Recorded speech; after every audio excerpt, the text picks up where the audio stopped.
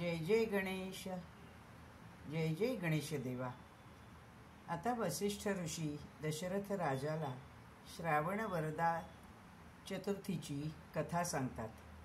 ते म्हणतात, अंगदेशामध्ये श्री मत्स्यवतार नावाचे एक नगर होते। तेथे अश्वसेन नावाचा राजा राज्य करीत होता। सर्वज्ञ सार्वभौम अशा त्या राजाला एक दिवस खूप ताप आला। ज्वरपीडेने अत्यंत त्रस्त झाला। नाना उपाय झाले, पण ताप काही उतरेना। शेवटी तो अत्यंत खिन्न मनाने विष पिऊन मरणास तयार झाला। तेव्हा अकस्मात दैवयोगाने देवल नावाचे ऋषी त्याच्याकडे आले। राजाने त्यांना प्रणाम केला, आदरातिथ्य केले, पूजन केले व नंतर राजा म्हणाला, योगेंद्र, मी विषप्राशन करणार होतो, तेव्हाच आपण आलात।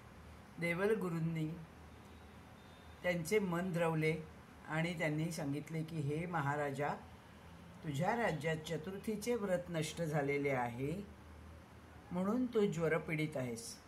जर तू विषप्राशन केलेस तर देह तर नष्ट होईल, पण आत्महत्येच्या पापाने तू नरकात जाशील।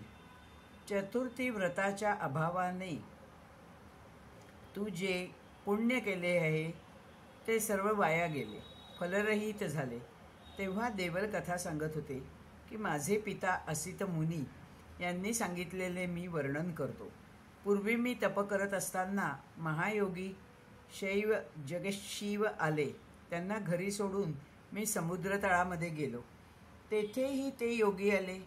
कोणत्या मार्गाने आले ते काही कळेना। मग त्यांना समुद्रजळात सोडून मी स्वर्लोकी गेलो, तर तेथेही ते मला भेटले। देवही त्यांची पूजा करू लागले। सिद्ध संतांनी मला सांगितले की ब्रह्मलोकातही यांची गती आहे। तेव्हा मी परत आश्रमात आलो, तर अहो आश्चर्यम, तेही तेथेच होते।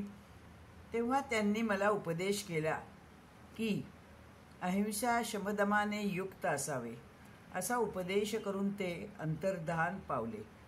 मी गणेश भक्तीचा उपदेश मला मिळाला आणि गाणपत्य झालो। त्यांनी मला गणेश दशाक्षर मंत्र दिला। तोच मंत्र मी राजाला दिला। राजाने तो मंत्र जपला। श्रावण वरदा चतुर्थीचे व्रत प्रजाजनांसह त्याचे पालन केले। पंचमीला त्याचे पारायण केले आणि त्याचा ज्वर नष्ट झाला। शुक्ल कृष्ण चतुर्थीचे व्रत तो करू लागला। प्रजाजनांकडून पण करवून घेऊ लागला। दुसरी अशी कथा की गुर्जर देशामध्ये एक क्षत्रिय राहत होता। स्त्री, मांस, मदिरा यांचं तो भक्षण करत असे। पशूंची आणि नरांचीही हत्या करत असे। तेव्हा एकदा त्याने तर गुरूंचीही हत्या केली।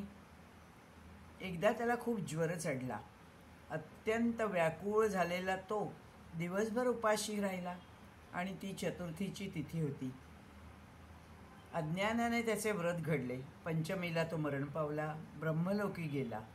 असे हे श्रावण शुक्ल चतुर्थीचे आख्यान। जय जय गणेश, जय जय गणेश, जय जय गणेश देवा। धन्यवाद।